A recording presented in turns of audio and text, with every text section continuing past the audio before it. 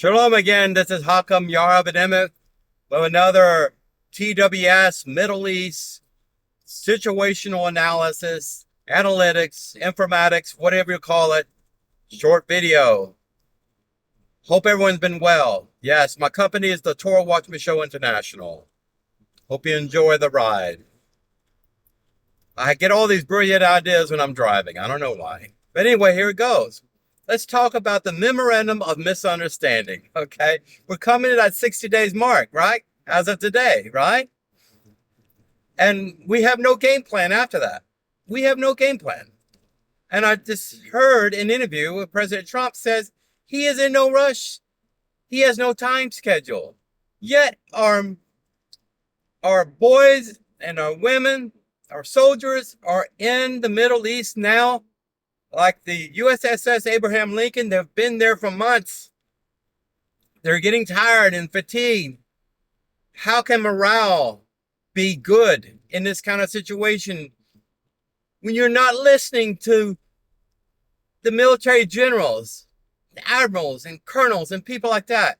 Like General King, he's a 4-star U.S. Army retired general. He makes sense to me. I don't agree with everything he has to say about like Ukraine and Russia, but regardless, I'm a 20-year Gulf War, battle-tested, decorated, disabled veteran with the United States Air Force. And I've reviewed all these things and the happenings in history as a 61-year-old veteran. I've never seen such chaotic war planning and strategy. Epic Fury was brilliant. Why? Because it used Israeli technology and will and firepower. But when we're down to 2 weeks to finish the remaining of the targets, IRGC would be finished and there would be an ongoing civil unrest to overthrow that terrorist government that's been over the people for 47 years. It reminds me of Soviet Union times, communists, China, all of this stuff when people are protesting for their freedoms and they're massacred in the streets. 50,000 Iranian protesters were murdered and young people, athletes were murdered and tortured in prison.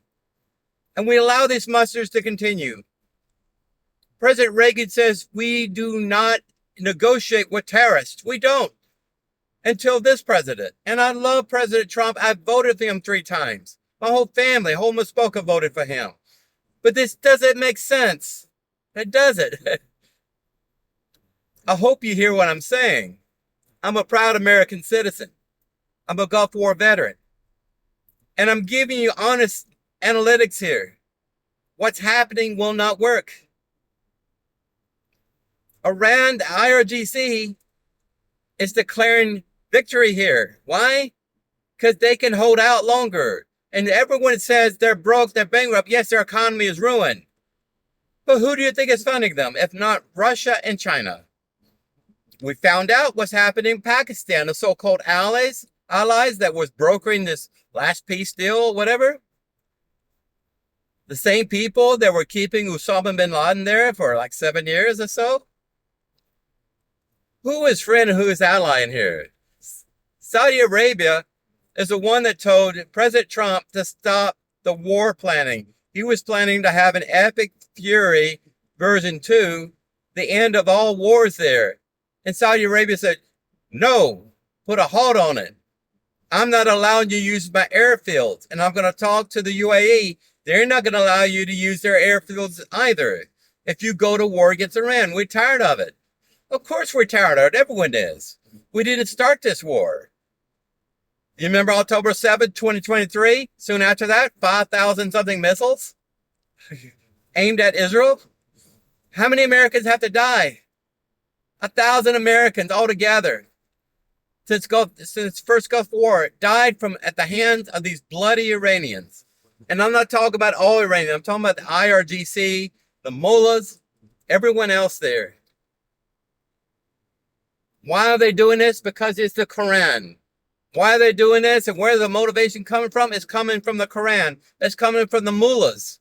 These radical imams in Tehran and elsewhere throughout Iran. They are the motivating factors when I've been talking about taking them out. No, we don't do that. Because like President George Walker Bush said, Islam is a beautiful religion of peace. Really? Since when? But this is really concerning me. Israel has been ready for the trigger, for the phone call from the President of the United States. Okay, let's go and finish the job. Every general, every military strategist I have heard so far on social media, Fox News, Breitbart, Israel National News 7, every other news outlet, even using AI to deep dive this, they said finish the job. Then you have Jared Kushner. He's pushing this stupid Gaza peace plan. Who cares if Egypt and Hamas and Doha, Ukraine, Qatar signed this? It is bonkers to even believe in Hamas. The same thing that's happening with IRGC, and they're lying and cheating and deception. It's the same thing happening with Hamas. And Benjamin Netanyahu, he grew up here. He has a spine now. He's saying we are not going to pull out the IDF from the DMZ zone around Gaza Strip. And I hope they never do. You want to call Israeli Jew settlers? Well, let's settle Gaza Strip and send these Palestinians, pack their bags for them, give them a morale check, and send them back to Jordan, send them to Syria and Egypt, send them the hell out of Israel. Why? Because the peace deal that was signed in 2005 is null and void. They created a terrorist state there, and they murdered Jews. They murdered Americans. When will this end?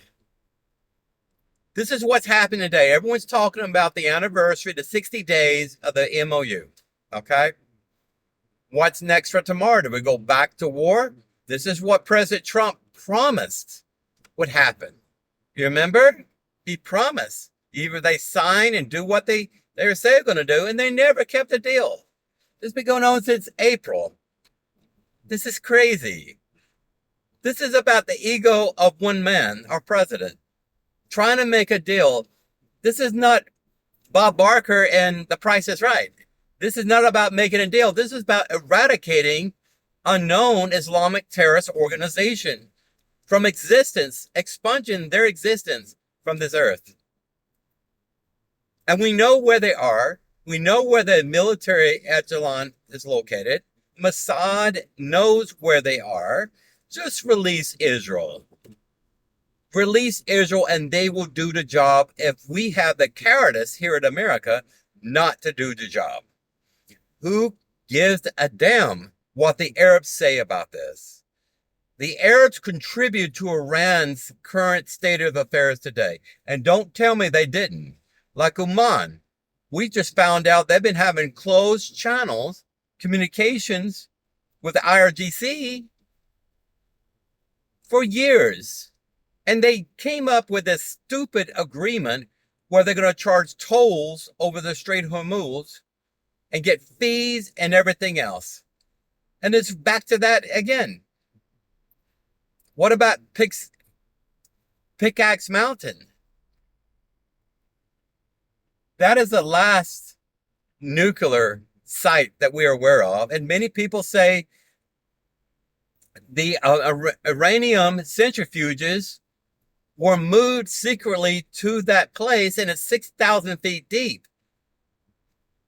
I'm not going to tell you and quote what Washington Post and other news outlets are saying. We're out of weapons. We're out of long-range weapons, Tomahawk missiles and things of this nature. We're out of weapons. Why? Because Biden gave it all away for free to Zelensky in Ukraine. And don't get me started. Anyway, this is what's happening in the Middle East. Israel has elections going on. The Likud party looks well. Benjamin Netanyahu, if he wants a job at PM again, I don't know if he's healthy enough to do it. They say Lieberman is king. A lot of this is going on. A lot of the dynamics is going on. price of oil is hovering between $70 and $80. It changes every 24 hours. If you are a blue-collar worker, low to middle class, this is killing your bank account. And something needs to be done.